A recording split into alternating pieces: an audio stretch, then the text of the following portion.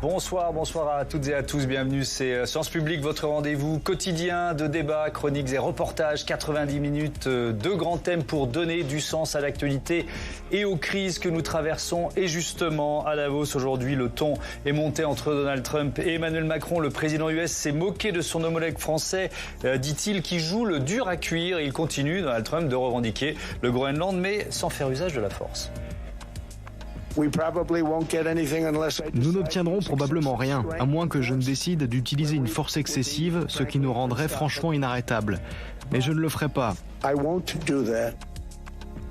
Comment résister à Donald Trump? Quelles seraient les conséquences d'une guerre commerciale entre l'Europe et les États-Unis? N'est-ce pas le moment de signer l'accord avec les pays du Mercosur dont l'entrée en vigueur a été retardée aujourd'hui par les députés européens? On en débat dans une minute. Et puis dans la seconde partie de ce Sens Public, c'est un portrait de Marine Le Pen que je vous propose. Son destin politique se joue en ce moment devant la Cour d'appel de Paris. La décision prévue en juin pourrait-elle sonner le glas de ses ambitions présidentielles ou au contraire la propulser dans la course à l'Élysée? Rêve-t-elle vraiment de devenir présidente de la République? Pourrait-elle viser Matignon en cas d'inéligibilité? On plonge dans l'histoire d'une héritière politique. Ce sera dans 3 quarts d'heure. Et vous pouvez, vous le savez, réagir en flashant notre QR code à propos de Marine Le Pen, évidemment, mais aussi sur ce discours de Donald Trump devant le Forum économique de Davos. Le président américain a fait preuve de son arrogance habituelle en rabaissant les Européens et les pays de l'OTAN. Clément Guillonneau. Un face-à-face avec les Européens très attendu, alors que le bras de fer entre Washington et les 27 se durcit de jour en jour. C'est en ce début d'après-midi que Donald Trump s'est exprimé à Davos sous les yeux du monde entier. Dans son discours, les invectives contre l'Europe ne se sont pas faites attendre. Certains endroits en Europe ne sont franchement plus reconnaissables. Ils sont méconnaissables. Et ce n'est pas dans un sens positif, mais dans un sens très négatif. J'aime l'Europe et je veux que l'Europe aille bien, mais elle ne va pas dans la bonne direction. Le président des États-Unis a également insisté à nouveau sur sa volonté d'annexer au plus vite le Groenland, en promettant tout de même de ne pas recourir à la force. Seuls les États-Unis peuvent protéger cette terre gigantesque, ce morceau colossal de glace, le développer, l'améliorer et faire en sorte qu'il soit bénéfique et sûr pour l'Europe et bon pour nous. C'est pourquoi je demande l'ouverture de négociations immédiates afin de discuter à nouveau de l'acquisition du Groenland par les États-Unis, tout comme nous avons acquis de nombreux autres territoires au cours de notre histoire, tout comme l'ont fait de nombreux pays européens. Il n'y a rien de mal à cela. Une prise de contrôle du Groenland à laquelle se sont déjà opposés plusieurs pays européens. Une opposition qui passe mal pour Donald Trump. Il a déjà menacé 6 États membres de l'Union, dont la France et l'Allemagne, de leur imposer de nouvelles surtaxes douanières. Présent hier à Davos, Emmanuel Macron défendait avec fermeté une Europe forte et solide face à Washington. Face à la brutalisation du monde, la France et l'Europe doivent défendre un multilatéralisme efficace, car il sert nos intérêts et ceux de tous ceux qui refusent de se soumettre à la loi du plus fort. Et pour moi, les 2 réponses sont d'une part plus de souveraineté et plus d'autonomie pour les Européens. D'autre part, un multilatéralisme efficace pour obtenir des résultats grâce à la coopération. Répondre avec plus de fermeté ou bien poursuivre les négociations. Au niveau du Parlement européen, certains redoutent l'escalade et les groupes semblent divisés quant à la posture à adopter vis-à-vis des menaces de Donald Trump. Donald Trump qui rallume la guerre commerciale pour un bout de banquise, c'est l'expression qu'il a employée aujourd'hui à Davos. Je vous présente nos invités. Jean-François Rapin, bonsoir, bienvenue. Vous êtes sénateur LR du Pas-de-Calais et président de la Commission des Affaires européennes. Elvire Fabry, bonsoir et bienvenue, chercheuse senior à l'Institut Jacques Delors, spécialiste de la géopolitique du commerce. Patrick Martin-Genier, bonsoir. Et bienvenue à vous aussi, vous êtes enseignant à Sciences Po, spécialiste des questions européennes et internationales. Vous publiez L'Europe a-t-elle un avenir? C'est aux éditions Studirama. Et Jean-Sébastien Ferjou. Bonsoir Jean-Sébastien. Bonsoir Thomas. Bienvenue à vous. Vous êtes le directeur du site Atlantico, éditorialiste pour Sens Public. On a donc un Donald Trump qui persiste et signe. Jean-François Rapin, il réclame son morceau de banquise. La question est complexe. Comment lui résister? Je pense que la position qui est prise par certains chefs d'État, telle que ça a été fait à Davos, semble adaptée parce qu'à une attaque, il faut une réponse adaptée. Je parle comme si on était en guerre, mais là, on parle de guerre économique et de menaces. C'est pas nouveau, les menaces de Donald Trump. Alors, des menaces territoriales, oui, c'est nouveau. Mais les menaces commerciales, on les connaît. Elles ont commencé quasiment dès le début de son mandat. Progressivement, puis brutalement, la bougie s'est éteinte. Pourquoi ? Parce que les marchés ont répondu très très vite à cette forme d'agression qui allait être finalement plus pénalisante pour les États-Unis que pour l'Union européenne et les autres pays touchés. Donc je crois qu'on est habitué, il faut, et de la façon dont les chefs d'État le prennent, et en particulier le président de la République, de façon formulation un peu en recul, une formulation tranquille, une formulation ferme. Je pense que c'est la bonne voie. En tout cas, on ne va pas commencer à faire la guerre aux États-Unis. Mais par contre, ne pas se servir de marchepied aux États-Unis, c'est peut-être l'objectif à atteindre. Alors c'est une question, et c'est une question qui sera certainement débattue entre les 27 pays membres de l'Union européenne. Jusqu'où mettre le curseur de la réponse à ces menaces de Donald Trump? Il a beaucoup insisté, le président américain, sur ce que les États-Unis ont donné au Groenland et aux pays de l'OTAN. Écoutez. But now what I'm asking for is a piece of ice. Mais aujourd'hui, ce que je demande, c'est un morceau de glace froid et mal situé qui peut jouer un rôle essentiel dans la paix et la protection mondiale. C'est très peu comparé à ce que nous leur avons donné pendant de nombreuses décennies. A piece of ice, un morceau de glace, un morceau de banquise. C'est peut-être ce que moi je retiendrai de ce discours qui était vraiment à la mode Donald Trump, très donneur de leçons vis-à-vis de l'Europe, disant je veux ouvrir des négociations. Mais avec qui autour de la table? Elvire Fabry, le Groenland, le Danemark, l'Europe vont pas venir discuter, négocier de l'avenir du Groenland? Oui, ça pourrait d'abord être les Groenlandais qui seraient les premiers concernés, mais en effet, derrière le Groenland, il y a le Danemark. Et c'est un sujet pour l'Union européenne, et d'ailleurs c'est même un sujet beaucoup plus large, puisqu'on parle de respect d'intégrité territoriale, qui reste quand même un principe fondamental de l'ordre international. Alors c'est bien de ça dont il s'agit aujourd'hui. Est-ce qu'on peut considérer que Donald Trump est en train de saboter l'ordre international? Oui, bien sûr. Est-ce que pour autant il invalide les principes de l'ordre international? Non. Et là, c'est très intéressant Mais on peut continuer de s'en réclamer alors que lui les sabote, ces principes? Oui. Oui, bien sûr, tout en se défendant. Et je pense que je serais peut-être un petit peu plus frontale que monsieur le sénateur. Je pense qu'on a cherché à gagner du temps lors de, non pas des négociations, mais de l'accord qu'on a trouvé sur les droits de douane autour de l'été. Et on sait bien qu'avec Trump, il faut essayer de temporiser. Il y a les midterms qui arrivent quand même. Les élections de mi-mandat en novembre. Les élections de mi-mandat, donc ils viennent quand même relativement dans le système américain. Maintenant, on sait aussi très clairement que Trump n'a qu'une idée en tête, c'est de fragmenter l'Europe. C'est écrit noir sur blanc dans la stratégie de sécurité nationale américaine publiée au mois de décembre. Et je dirais que dans le discours d'aujourd'hui, il y avait aucune surprise, y compris sur le fait qu'il recule sur éventuellement une occupation, voilà, l'usage de la force, parce que on s'est aussi un peu habitué quand même à voir que Trump always chickens out, c'est-à-dire recule quand il est finalement mis au pied de devoir se matérialiser, concrétiser ce qu'il veut dire. Et puis, il commence à voir qu'il y a quand même des signaux du côté européen qui ne sont pas favorables, et y compris de son opinion publique. Mais je dirais que la seule surprise qu'on a eue aujourd'hui dans le discours, c'est qu'il ait parlé du secteur pharmaceutique.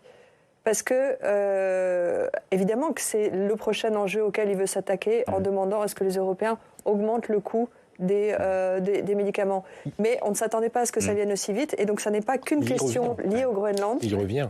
Comment ? Il l'a évoqué il y a déjà plusieurs semaines. Absolument. Oui, c'est pour partie lié au Groenland parce que ça représente une grande part de l'économie danoise. Le Danemark exporte énormément d'Ozempic, notamment, vous savez, ces médicaments pour maigrir. Oui, absolument, mais c'est un chantier sur lequel il veut attaquer frontalement les Européens et qui a un potentiel de division important. Et on pouvait penser que ça viendrait un peu après, qui se concentrerait sur le Groenland, alors que là, donc là, on voit bien il l'a posé sur la table. Oui. Bon, alors donc on rentre dans. Alors effectivement, il y a plusieurs épisodes, mais on rentre dans un nouvel épisode de bras de fer commercial ou de guerre commerciale, disons les mots. Patrick Martin-Genier. Alors il y a un outil, un instrument anti-coercition, c'est le terme employé en Europe, qui existe, qui est relativement récent. De quoi il s'agit? Est-ce que vous pouvez nous expliquer en quelques mots? Déjà, il faut dire qu'il n'a jamais été utilisé. Voilà. Alors, historiquement, il date de 2023. Ça avait été voté en 2023, en octobre, très exactement, par le Parlement et le Conseil des ministres. Il s'agit en réalité d'un instrument qui vise à contrer les pays qui voudraient déstabiliser, non pas uniquement sur le plan économique, mais sur le plan politique, l'Union européenne en tant que telle, pour mettre en cause ses choix stratégiques. Et en 2023, de quoi s'agissait-il? Il s'agissait de la Lituanie qui avait décidé d'entretenir des relations diplomatiques avec Taïwan. Et donc, la Chine avait pris des mesures de rétorsion. On mettait en cause un choix politique fondamental d'un pays de l'Union européenne. C'est de cela dont il s'agit. C'est pas uniquement des rétorsions économiques, une guerre commerciale, parce que nous avons d'autres instruments, tels que les mesures anti-dumping, l'augmentation des droits de douane, mais là, c'est véritablement autre chose. On parle d'un bazooka économique pour contrer des puissances, des grands pays, tant qu'à faire, qui veulent déstabiliser l'Europe. Et c'est exactement... ça serait quoi? Ça serait un gel de l'accès au marché européen pour les produits américains? Alors, ce sont des droits de douane considérablement augmentés, ce sont empêcher les entreprises américaines d'investir, on parle des GAFAM, on parle des grandes structures numériques américaines, mais aussi et surtout l'interdiction d'accès aux marchés publics de l'Union européenne, et les marchés publics, c'est quand même quelque chose de considérable. Donc, il y a plusieurs facettes de cet instrument anti-coercition, qui est d'ailleurs tellement puissant qu'on hésite aujourd'hui à le mettre véritablement en œuvre. Oui. Donc il y a des éléments de coercition. Un outil de dissuasion. C'est un outil de dissuasion qui ne devrait pas être mis en œuvre, mais on verra jeudi ce qu'il en est. Tout le monde doit réagir. Peut-être un mot, Jean-Sébastien, je viens vers vous tout de suite après. Oui, parce qu'effectivement, il existe. Peut-être faudrait-il, en tout cas, c'est ce que souhaite la France, essayer d'en faire voter l'application. Mais je doute que l'Allemagne ou l'Italie, notamment, aient envie d'aller là-dessus. Et en réalité, c'est une arme à double tranchant, parce qu'on peut aussi se faire très mal à nous aussi. Et c'est ça que toute la faiblesse vis-à-vis de Donald Trump, elle est là. C'est que Donald Trump, en négociateur, c'est juste un négociateur. Il est purement transactionnel. Il dit, je suis prêt à me faire mal parce que je sais qu'en face, pour me répliquer, vous serez obligé de vous faire encore plus mal. C'est le cas sur les droits de douane, parce qu'il faut bien regarder la réalité. Les droits de douane pénalisent l'économie américaine. Il y a une étude qui vient d'être publiée qui montre que le coût a été absorbé à 96% par les consommateurs américains. Donc ça n'est absolument pas la martingale qu'il avait promis aux Américains, mais c'est effacé par le fait que les États-Unis aient une énergie abondante et pas chère, que les premiers effets de l'intelligence artificielle commencent à vraiment avoir un effet sur la productivité, et que l'économie américaine est plus efficace que nous. La seule réponse, c'est si nous voulons être puissants, donnons-nous-en les moyens. Oui. Alors, j'entends l'argument, sauf qu'il y a même un moment où il faut peut-être un peu montrer les muscles ou les dents, je ne sais pas, à Donald Trump. Ce bazooka, je reprends votre expression, ce bazooka économique, vous pensez qu'il va nous faire plus de mal que de bien? Je pense qu'à terme, il pourrait nous faire plus de mal que de bien. Ce sont des outils qui sont utilisés normalement temporairement et qui sont des menaces dans un premier temps. Et je réponds aussi qu'il avait été... Il avait servi de menace au moment de l'Inflation Reduction Act, souvenez-vous, cet acte porté par les Américains qui était une forme de, de protectionnisme important. C'était Biden d'ailleurs. C'était Joe Biden. Ça a fonctionné un peu comme un aspirateur à projet, parce qu'il y avait de grosses subventions, notamment pour des projets. À un moment, l'Union européenne a dit on trouvera un outil et on utilisera un outil qui pourra être un outil de rétorsion pour lutter contre cela. D'accord, donc, mais si on n'utilise jamais cet outil de rétorsion, il ne fait plus peur à personne. Vous voyez ce que je veux dire? C'est comme la dissuasion nucléaire, monsieur. Alors justement, la question ces derniers mois, c'était de savoir si ça allait être avec la Chine ou avec les États-Unis qu'on allait devoir l'utiliser. On s'est évidemment posé la question au printemps dernier et pendant les discussions de l'été, avant l'accord de Thunberry. Donc l'accord en question, c'est l'accord qui a été signé entre la Commission européenne et l'administration Trump, qui limitait les droits de douane. Qui limite les droits de douane à 15%. Merci. Et qui, notamment dans un premier temps, a permis de protéger le secteur pharmaceutique justement d'une hausse qu'annonçait Donald Trump. Mais la Commission européenne a sans doute voulu faire une distinction plus claire entre ce qui relevait de droits de douane, hausse de droits de douane qui relève déjà d'une coercition économique, mais d'une décision qui pouvait cibler davantage les réglementations européennes, les décisions politiques. Et on voit quand même là du côté allemand déjà un ministre des Finances signaler depuis 24 heures qu'il faut avoir une position dure. Je dirais que sans aller jusqu'au bazooka économique. C'était le cas de la Hongrie. Mais il n'y avait pas cet été d'appel au niveau du Conseil européen, donc des chefs d'État et de gouvernement pour aller vers un affrontement dur. La question, c'est même pas de savoir si on est dans une guerre économique ou pas, ou si on veut l'affrontement ou pas. C'est que jusqu'où est-ce qu'on a envie, là, maintenant, de se faire écraser parce que l'accord de Tom si je peux me permettre on est en faiblesse sur l'accord de Tom Une précision, simplement pour dire qu'en Hongrie, si cet instrument n'avait pas été mis en œuvre, néanmoins, la Chine avait dû renoncer à un certain nombre de participations à des marchés publics, notamment pour la rénovation des chemins de fer. Ce qui veut bien dire que lorsque cette menace existe, ça fait réfléchir. Ça fait réfléchir. D'accord. Mais ça renvoie quand même, là encore, parce qu'il y a les discours.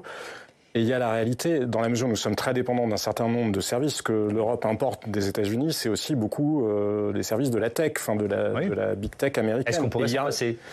Alors l'Europe n'est pas totalement dépourvue de solutions, mais nous ne pouvons pas nous en passer. Et n'ignorons pas le fait que beaucoup d'entreprises européennes ou françaises, vous montez les droits de douane là-dessus, mais c'est le consommateur qui va directement en payer le prix, parce que vous mettez des tarifs sur Amazon, sur ce genre d'acteurs-là, ça se répercute très très vite. On reste sur la réponse européenne, la capacité de l'Europe à 27 tous ensemble, à répondre à ces menaces américaines signées Donald Trump. Ce matin, la présidente de la Commission européenne, Ursula von der Leyen, elle appelait à sortir d'une forme d'excès de prudence. We will need a departure from Europe's traditional caution. Nous devrons nous éloigner de la prudence traditionnelle de l'Europe, comme nous l'avons déjà fait dans le domaine de l'énergie ou pour sortir de la pandémie, ou comme nous le faisons actuellement dans le domaine de la défense ou pour soutenir l'Ukraine. Le monde évolue plus rapidement, tout comme notre état d'esprit. So does our mindset. Alors, votre avis sur cette déclaration d'Ursula von der Leyen, Edgar Fabry, et que pourrait être une politique européenne un peu moins prudente en la matière ? En l'occurrence, c'est adopter une posture de résilience qui a un coût, mais c'est bien ça le débat. C'est être prêt, se défendre, ça a un coût, et y compris économiquement.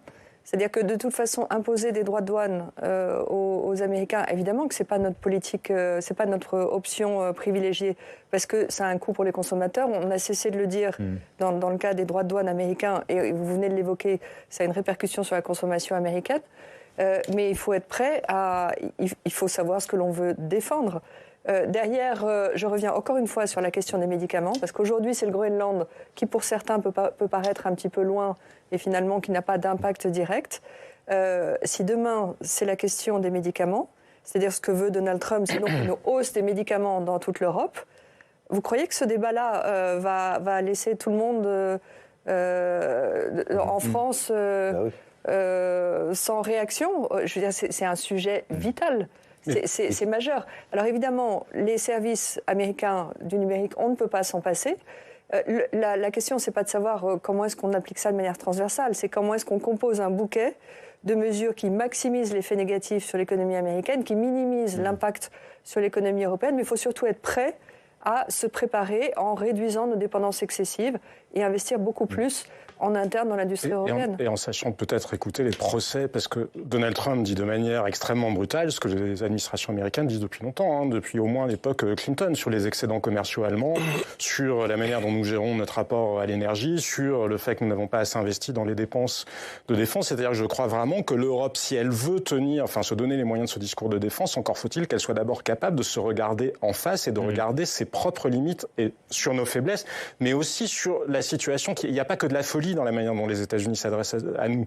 Donald Trump est un odieux personnage sur la forme, comme bien souvent sur le fond. Mais il n'y a pas que de la folie, parce que ça a été évoqué, l'administration Biden. L'action de l'ICE, la police anti-immigration aux États-Unis. Oui, mais c'est pour ça, Thomas, c'est un adversaire redoutable, parce qu'en fait, l'agitation du personnage nous fait nous focaliser sur les aspects les plus détestables, en ne voyant pas que derrière, il y a quand même des réalités de fond qui sont là depuis plusieurs décennies. Je reprends la main, parce que vous réagissez, évidemment, on a vu certaines de vos réactions. Philippe, Philippe qui nous écrit des Chirolles. Pourquoi ne pas faire du Groenland le 28e pays européen? Alors, Patrick Martin-Genier, peut-être que ça protégerait encore un peu mieux le Groenland, sauf que le Groenland, en fait, fait partie du Danemark, ou est rattaché au Danemark, je simplifie un petit peu, et donc protégé à la fois par l'Europe et par l'OTAN, sur le papier en tout cas. Oui, tout à fait, parce que c'est un territoire d'outre-mer, comme nous en avons nous aussi, associé à l'Union européenne, et par conséquent, en cas d'attaque, nous devrions défendre ce pays. On ne pourrait pas dire, parce qu'il n'est pas directement membre de l'Union européenne, on va le laisser tomber. Non, l'Union européenne s'associe, défend, il y a des crédits qui sont consacrés à tous ces territoires, peut-être faut-il en faire plus, mais c'est un territoire tout à fait stratégique, en effet, nous avons les moyens de le développer, et c'est cela. Quand Donald Trump parle de négociation, d'abord, nous n'avons rien à négocier avec Donald Trump, ça devrait être extrêmement clair. On n'est pas là pour vendre, nous ne sommes plus ni au 19e siècle, ni au 20e siècle, et on n'est pas non plus à la Trump Tower. Je ne sais pas si vous avez déjà visité la Trump Tower à New York, c'est que du commerce. On n'est pas là pour faire du commerce, on est là pour défendre des valeurs, et par conséquent, ce n'est pas à l'Europe d'annexer quoi que ce soit. En revanche, on peut peut-être nous taxer d'avoir été trop timide dans l'investissement du Groenland, parce qu'on sait, et là où il n'a pas tort, Donald Trump, c'est qu'effectivement, la Chine a investi considérablement, veut investir pour les minerais rares, et donc nous avons tout intérêt, peut-être en collaboration avec les Américains, de continuer à investir, ce qui ne veut pas dire qu'il faudrait annexer. Donc c'est un territoire effectivement essentiel pour nous, mais nous n'avons pas à négocier. Je voudrais, pour terminer, rajouter quelque chose, parce que Trump, en réalité, n'est pas là que pour faire une guerre commerciale, il est là aussi pour délivrer un message idéologique. Il est effectivement quelqu'un... Il est arrivé ici tout à l'heure, là, à Davos, il a dit « Les éoliennes, c'est une catastrophe, débarrassez-vous des éoliennes ». En quoi ça concerne M. Trump? Ensuite, il considère que nous avons une politique migratoire trop laxiste, donc il est en train de nous délivrer un message politique idéologique. C'est de l'ingérence politique. C'est de l'ingérence politique qui est tout à fait inacceptable. Le Conseil de la paix, c'est ça. Alors, le Conseil de la paix, il faut réexpliquer ce qu'il est en train d'essayer de monter. D'ailleurs, on a appris aujourd'hui que l'Arabie Saoudite, un certain nombre de pays arabes avaient dit qu'ils étaient prêts à y aller. Je vais citer Qatar, Égypte, Jordanie, Émirats arabes unis, il y a aussi la Turquie, l'Indonésie, le Pakistan qui ont déjà dit pourquoi pas, on est prêt à siéger à ce Conseil de la paix qui est quoi, un bras d'honneur aux Nations Unies, très clairement. Tout à fait, c'est un bras d'honneur à l'ONU, c'est un club de copains capable de mettre 1 milliard de cash sur la table pour y participer, et puis pour y faire quoi? Je veux dire, on a des organisations internationales. Alors peut-être qu'on peut considérer que c'est l'ancien monde.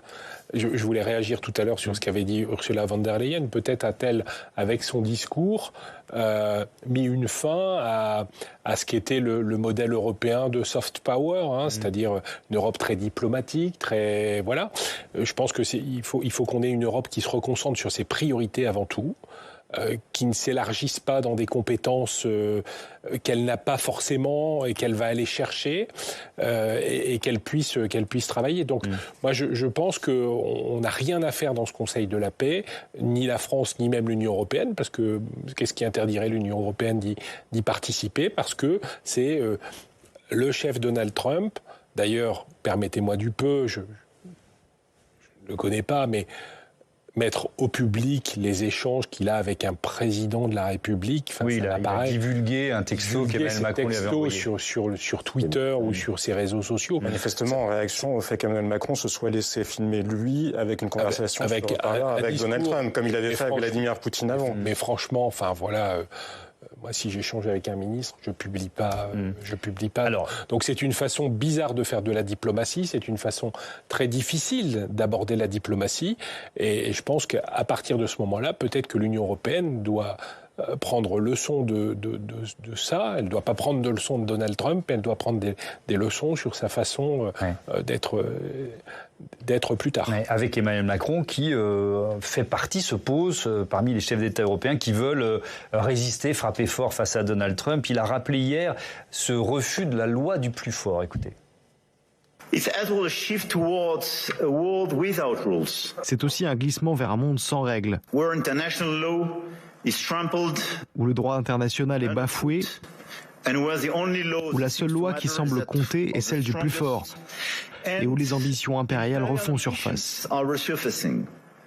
Bon, les lunettes du président français, parce qu'il a un souci à l'œil, ont beaucoup amusé évidemment Donald Trump, qui s'en est moqué, qui a dit qu'il jouait au dur à cuire. Mais restons sur le fond. Patrick Martin-Genier, je commence avec vous. Est-ce que Emmanuel Macron, avec peut-être les risques que ça suscite pour notre économie, est en train de se poser en premier opposant à Donald Trump? Oui, moi je crois qu'on l'apprécie ou pas, quelles que soient les options politiques, je pense que c'est la France, il représente la France, et c'est un réflexe gaulliste, on va dire, que de se positionner en étant indépendant, et il a tout à fait raison de remettre les États-Unis à leur place. C'est une grande puissance, nous avons des liens traditionnels d'amitié avec les États-Unis, mais Donald Trump n'a pas à remettre en cause nos choix politiques, et donc il a tout à fait raison d'être à la pointe de cette résistance, on peut même parler de résistance face à ces coups de boutoir américains.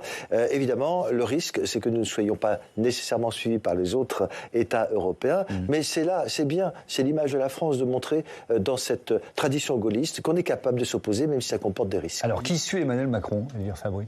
J'évoquais tout à l'heure le ministre des Finances allemand, mais on voit que du côté des Pays-Bas, du côté d'abord les pays scandinaves, même qui plus ils sont proches du Danemark, plus ils sont en solidarité avec le Groenland et le Danemark. Oui, et c'est quand même très intéressant que ce soit ces pays-là qui sont aussi les plus sensibles et les plus fervents défenseurs de l'Ukraine. Soit autant en soutien du Danemark, et d'ailleurs sont des pays qui eux-mêmes étaient déjà très pro-américains. Donc il y a quelque chose qui se passe dans le fond. Et là, on a beaucoup évoqué l'instrument anti-coercition, mais il y a aussi d'autres initiatives que peut prendre la Commission européenne et que peuvent prendre les 26, si ce n'est les 27, puisqu'on n'aura pas la Hongrie en appui de C'est-à-dire qu'il faut faire sortir la Hongrie pour qu'on considère qu'elle s'est abstenue, c'est ça? Sinon, on n'a jamais de vote unanimité. Ce que je veux dire, c'est que c'est pas la Hongrie qui va chercher à s'affronter, en tout cas à Donald Trump. Mais il y a déjà le paquet des 95 milliards de biens américains qui seraient sous le coup de droits de douane plus importants, qui avait été prévu au printemps dernier, avant, encore une fois, qu'on ait cet accord bilatéral à 15%. L'échéance tombe début février, c'est-à-dire on a la possibilité de l'appliquer du jour au lendemain. La Commission européenne peut envoyer ce signal, avant même d'activer un instrument anti-coercition qui prendrait quand même un petit peu de temps. Et puis, il faut aussi penser à d'autres initiatives qui pourraient être prises. C'est-à-dire qu'il y a aussi des signaux de déstabilisation inverse qui peuvent être envoyés. Notre excellent économiste Olivier Blanchard, qui a été au FMI pendant longtemps, qui enseigne aux États-Unis, suggère que les Européens se mobilisent sur un marché des obligations européen rapidement, qui pourrait là, je dirais, avoir un effet de contre-coup vis-à-vis du marché obligataire américain.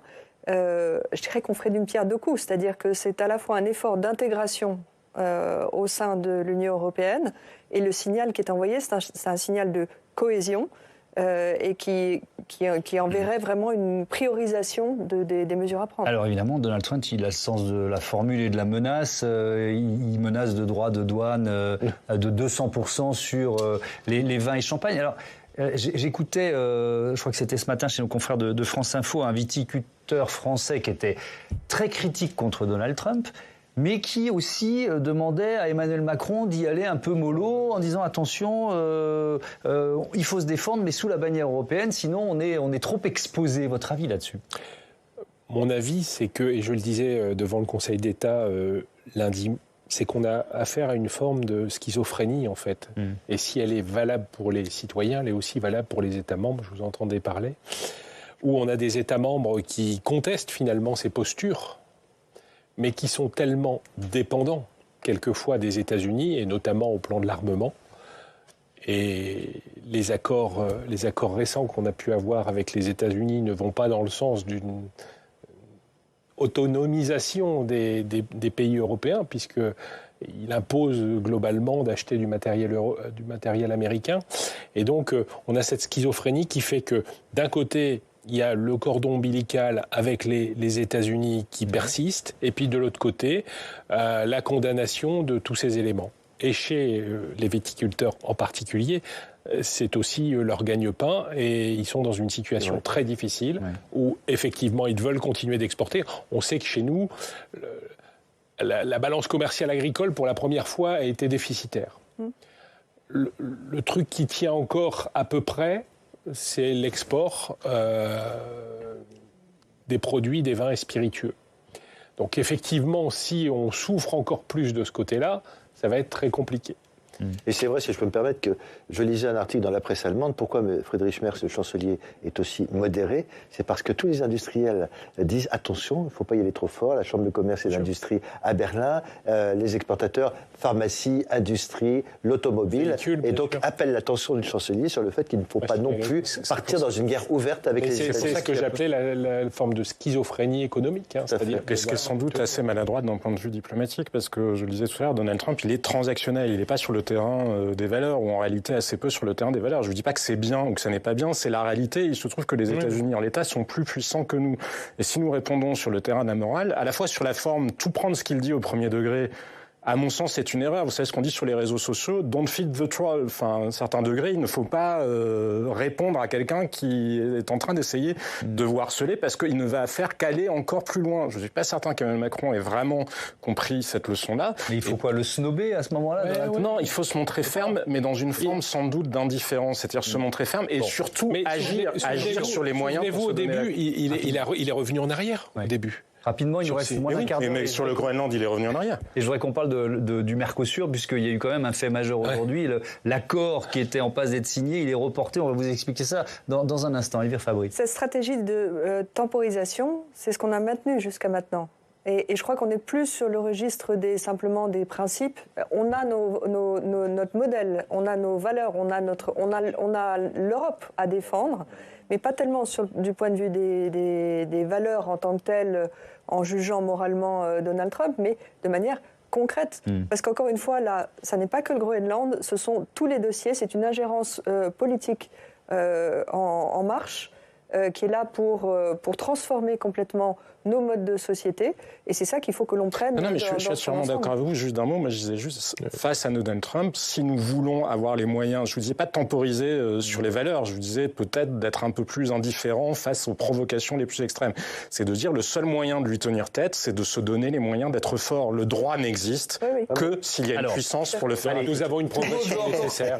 Merci. C'est intéressant, c'est bien. Allez, j'ouvre le chapitre consacré au Mercosur. On est en plein de notre thème, on parle d'une guerre commerciale. Et le Mercosur, c'est un accord de libre-échange potentiel avec les centaines de millions de citoyens, habitants, consommateurs de ces pays d'Amérique latine. Il jouait son avenir au Parlement européen aujourd'hui. À 10 voix près, 10, les députés ont décidé de saisir la justice européenne, sursis salué évidemment par les agriculteurs qui étaient mobilisés à Strasbourg. Madame von der Leyen a voulu faire de son côté tout seul. Nous, on s'est unis, on s'est mobilisés. Aujourd'hui, l'Union européenne nous a entendus, elle nous a compris. Voilà, le combat, il n'est pas fini. On va continuer, bien entendu. Il faut qu'on arrive à se faire entendre, à ce qu'on arrive à revoir ce traité du Mercosur qui est aujourd'hui intolérable, inentendable pour nous. Mais voilà, je vous le dis, je suis très content, très satisfait. Ça va faire du bien au moral des agriculteurs qui est en grande difficulté depuis très longtemps. Moi, on remet... Alors, il y a un délai, Patrick Martin-Geniot va être assez pédago. On n'est pas sûr de la durée de ce délai. Il peut y avoir une exécution provisoire. Enfin, expliquez-nous. Oui, vous savez, parfois il y a des décisions juridiques. C'est dans la collégialité des juges que ça se décide. L'article 278 du traité sur l'Union européenne dit clairement que normalement, un recours devant la Cour de justice de l'Union européenne n'est pas suspensif, mais que dans les circonstances de l'espèce, dans certaines circonstances, il peut décider de suspendre l'exécution du traité. Ce qui veut dire que ce sont les juges, au vu des arguments qui seront développés devant la Cour, qui va décider si certains vices de procédure, si sur le fond, il y a vraiment des choses qui sont graves, qui permettent de suspendre. Mais normalement, l'article 278 prévoit que ce n'est pas suspensif. C'est au juge, saisi d'une demande de suspension à l'exécution de ce traité, de décider. Et là... Et ça va être rapide, ça la Cour va être saisie très rapidement. D'accord. Et donc, si l'avocat général ou la Cour décide en effet qu'il y a des choses qu'il y a des doutes sur la légalité de ce traité, notamment, je pense, sur le fait d'avoir scindé l'accord politique sur l'aspect commercial, le fait de vouloir dire qu'on va appliquer provisoirement avant l'approbation du Parlement européen, eh bien, la Cour pourrait décider effectivement de suspendre. Mais en tout état de cause, même s'il n'y a pas de suspension, ça va retarder probablement de plusieurs mois. D'accord. Alors, on va parler du fond de cet accord Mercosur. Je commence avec vous, Jean-Sébastien, parce que vous y voyez un naufrage français. Pourquoi ? Oui, mais alors pas fondamentalement pour les raisons qui ont provoqué un tir de barrage quasi généralisé dans la classe politique contre ce fameux traité. C'est plutôt parce qu'à mon sens, c'est l'écran sur lequel se projettent tous nos dénis de réalité, nos dénis de faiblesse, et on fait du Mercosur le bouc émissaire finalement de tous les problèmes de l'agriculture française. Moi, je trouve ça tragique en entendant, je comprends très bien ce que peuvent penser les agriculteurs, mais on est en train de leur faire miroiter des responsabilités ailleurs. Pourquoi est-ce que c'est un naufrage ? C'est un naufrage déjà diplomatique. Pour la première fois, la France a été isolée, mise en minorité qualifiée au Conseil européen le 9 janvier dernier. Je ne crois pas que ce soit un grand succès de la diplomatie française. Les arguments que nous avons employés sont complètement dépassés. On a parlé de laxisme environnemental, alors que c'est complètement faux. Quand vous regardez le détail du traité, il a intégré l'accord de Paris. Il y a une vraie exigence de ce point de vue-là. On a parlé de concurrence déloyale, alors qu'on oublie que nous-mêmes, il y a 40 milliards de subventions agricoles, par exemple, dont 7,2 milliards pour la France, et que ça compense assez largement les écarts de productivité qu'il peut y avoir entre certains secteurs. La réalité, c'est que ce qui menace notre souveraineté alimentaire, c'est 15 ans de politique ici. Ça n'est pas le bœuf argentin, ça n'est pas le Brésil, c'est la surtransposition des normes, c'est l'enfer. Quand vous regardez, il y a l'arrêté qui a été pris sur les haies, qui est juste du délire, mais du délire, alors qu'on n'arrête pas de nous parler de simplification. C'est ça qui tue l'agriculture française. Arrêtons de dire que la responsabilité est ailleurs. Et j'en veux pour preuve, jusqu'en 2010, l'agriculture française s'en sortait plutôt bien. Vous l'évoquiez tout à l'heure, pour la première fois en 2025, alors que nous étions une grande puissance exportatrice, nous n'allons plus avoir d'excédent. Et nos revenus agricoles depuis 2010-2024 n'ont cru que de 15% en moyenne, contre 77% pour le reste de l'Union européenne. Mais les mêmes traités, les mêmes accords de libre-échange valent pour toute l'Union européenne. Donc si c'était ces traités-là la cause du problème, nous n'aurions pas de ça. Donc je crois qu'il faut arrêter de faire miroiter, notamment aux agriculteurs, le fait que ce serait le dernier clou dans le cercueil, alors que c'est ici que nous les plantons. Alors vous dites échec pour la France, et à l'inverse, succès pour l'Europe. Pourquoi ? Oui, alors déjà, si on réintègre dans le débat précédent de cette espèce de rapport de force, justement, parce qu'on voit bien que là, on a une opportunité de garder des liens très forts avec l'Amérique du Sud, alors que Donald Trump veut, sa fameuse doctrine America First, c'est de contrôler totalement l'espace américain. C'est une réussite européenne que de maintenir des liens, parce que de toute façon, sinon, ils seront dans le giron américain et ils iront très vite vers la Chine, parce que les importations sensibles ont été limitées à 1,5% de la consommation européenne. Donc ça ne va pas être le tsunami de produits ne respectant, tuant totalement la concurrence, et parce que les bénéfices qu'on peut en attendre sont réellement très importants. Économiquement, ça ouvre un marché qui en l'état est très protégé à nos industries et à nos services, donc ça sera bien pour l'économie européenne. Si on raisonne sur le gain total par an pour l'Union européenne, il y a des économistes qui ont travaillé dessus, c'est entre 40 et 80 milliards par an. Alors c'est moins de 1% du PIB européen, mais quand même dans la situation de très faible croissance dans laquelle nous sommes enfermés, pouvons-nous nous permettre de nous passer de ça. Et ce que je vous disais tout à l'heure, face au protectionnisme chinois et face à la domination chinoise, mais gardons, si nous voulons que l'Europe continue à être un modèle attractif et justement à préserver les principes sur lesquels l'ordre mondial a été construit, ne nous tirons pas des balles dans le pied. Alors, qui est pour ou contre cet accord sur le Mercosur ? Vous étiez à Strasbourg, je crois, monsieur le sénateur, hier. Pour soutenir les agriculteurs, c'est ça ? Pour soutenir les agriculteurs et soutenir les députés européens qui avaient engagé cette démarche, puisque nous avions engagé la même à l'égard du gouvernement, ici au Sénat, un vote qui a été... Alors, je veux bien entendre vos arguments. Pourquoi il ne faut pas signer cet accord avec les pays sud-américains ? Je suis partiellement d'accord en disant que le Mercosur est aujourd'hui la goutte qui fait déborder le vase et qui est vraiment... l'élément insupportable. Si ça avait été tant insupportable que ça, on l'aurait dénoncé en 99 quand on a commencé à travailler.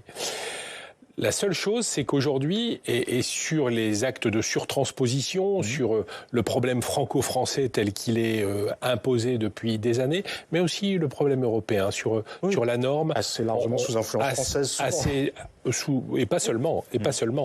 Mais en tout cas, ça a été le sujet qui a vraiment fait rugir les agriculteurs, rugir la politique. Hier, le commissaire Hansen disait c'est bien la première fois qu'on voit les partis politiques français tous orientés vers la même décision. Mais on était en devoir de soutenir les agriculteurs.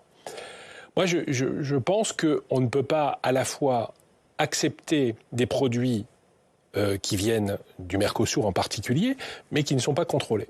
Le contrôle aujourd'hui aux frontières, ça va être 1%. C'est 1%. Voilà. C'est 15%. Alors, on en importe, mais j'ai pas fini. Alors, il nous reste 3-4 minutes.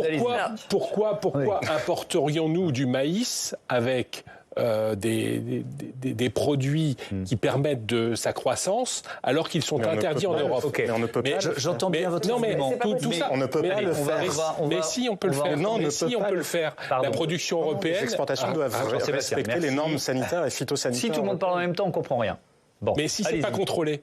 Mais si c'est pas contrôlé. On contrôle avec la Chine, on n'a pas de traité de libre-échange avec la Chine. Mais non, on contrôle pas suffisamment. Des champignons. Vous savez, le taux de contrôle aux frontières, on m'a dit que c'était 1%. Bon, c'est 15%. Donc pas assez de contrôle, pas assez de contrôle aux frontières. Et d'ailleurs, l'Union européenne l'a reconnu, puisque dans les efforts qu'elle a pu faire avec les pays du Mercosur, elle a dit on augmente de 50% les contrôles. Et pourtant, moi je vais vous dire ce que j'en pense, c'est peut-être le meilleur moment pour le signer, cet accord avec les pays sud-américains, alors qu'on est en guerre commerciale avec les États-Unis. Elvire Fabry. Le vote qui a eu lieu aujourd'hui au Parlement européen, il est, je ne sais pas si dire affligeant ou pathétique, parce qu'en fait, on ne fait que retarder une mise en entrée provisoire ou complète de l'accord.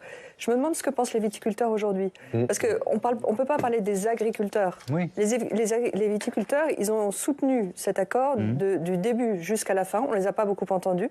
Mais alors qu'il y a la menace de éventuellement 200% de droits de douane, donc fermeture complète d'un marché qui représente 40% des exportations de vin français, à un moment où la consommation est en baisse. Mais de quoi on parle? Est-ce qu'on est sérieux? C'est-à-dire qu'au même moment, on va avoir un Parlement européen qui, lundi, semble-t-il, s'apprête à demander l'activation de l'outil anti-coercition. Mais ça revient à ce qu'on disait tout à l'heure, c'est-à-dire qu'on n'est pas capable de se préparer à activer éventuellement cette défense en se disant on a besoin de diversifier, on a cet accord. Dans le contexte géopolitique actuel, il est plus important que jamais. Les menaces qu'on agite pour le secteur agricole, moi je soutiens totalement ce que vous avez dit tout à l'heure. Le problème, c'est la crise de l'agriculture française. Et plus on parle du Mercosur et moins on se concentre, on travaille sur le fond, sur le problème de l'agriculture française. Et il faut arrêter avec cet accord du Mercosur. Faut aller de l'avant et pouvoir entrer en vigueur provisoirement. Et les points qui sont mis en cause à travers cette demande d'avis auprès de la Cour européenne de justice, c'est deux points de... Alors on ne va pas rentrer dans le détail. Non, mais c'est juste pour dire il le faut parce que c'est juste pour dire qu'on aura un avis positif de la Cour européenne. Il n'y a aucun problème là-dessus. Tous les éléments sont dans le mandat. Laissez les juges délibérer. C'est un marché de combien de millions? Enfin, c'est potentiellement un marché de combien de 700 millions de consommateurs, des exportations qui vont augmenter de 40%, voire plus. Et on n'insiste jamais sur l'aspect positif. D'abord, ça fait 25 ans que ça dure. Alors, on ne va plus être crédible. Ursula von der Leyen citait un chiffre très intéressant dans son communiqué lorsqu'elle l'avait signé. Elle a dit cet accord, c'est pour 60 000 entreprises européennes qui vont faire du commerce en Amérique latine. Donc c'est très important. Je suis d'accord avec vous. Il y a des problèmes de contrôle qui relèvent de la compétence nationale. On l'a vu avec les produits Chine qui arrivent à l'aéroport, des vrais passoires. Et donc il y a ça. Et enfin, il y a également les clauses miroirs, les clauses environnementales. Il faudra bien vérifier. Et enfin, il y a quand même un fonds d'aide de 6 ou 7 milliards pour les agriculteurs français si jamais il y avait des difficultés. Donc, n'oubliez pas la mesure de rééquilibrage. Et enfin, moi je rencontre aussi des agriculteurs dans certains départements qui me disent, moi, de l'Europe, je reçois des subventions de l'Union européenne. Donc les agriculteurs ne sont pas abandonnés par l'Europe. Maintenant qu'il y ait des défauts dans ce marché, je suis tout à fait d'accord, il incombera aux autorités, à l'État, d'assurer des contrôles tout à fait adéquats. Allez, on termine là-dessus. Juste un dernier mot. La conclusion, mais 30 secondes. Et puis on a occulté complètement les parlements nationaux dans cette affaire-là. Et ça, c'est un sujet important de démocratie européenne. Mais parce que c'est une compétence exclusive de l'Union européenne. Et ça contre cet accord, il y a quelque chose qui n'est pas normal. J'ai fait une audition, j'étais auditionnée au Parlement européen sur cet accord du Mercosur. Il n'y avait pas un député français qui était présent. Ça dit quelque chose quand même d'un désengagement. Allez, aujourd'hui, il n'y avait pas que les Français. Heureusement ou malheureusement, ça fait 25 ans que ça dure et ça va encore durer quelques mois. Donc on aura l'occasion de refaire des débats vraiment centrés sur cet accord. On en a déjà fait plusieurs avec les pays sud-américains. Merci encore d'avoir participé à cette émission. L'Europe a-t-elle un avenir? C'est le titre de votre livre, Patrick Martin-Genier aux éditions Studirama. Je vous dis à bientôt sur Public Sénat.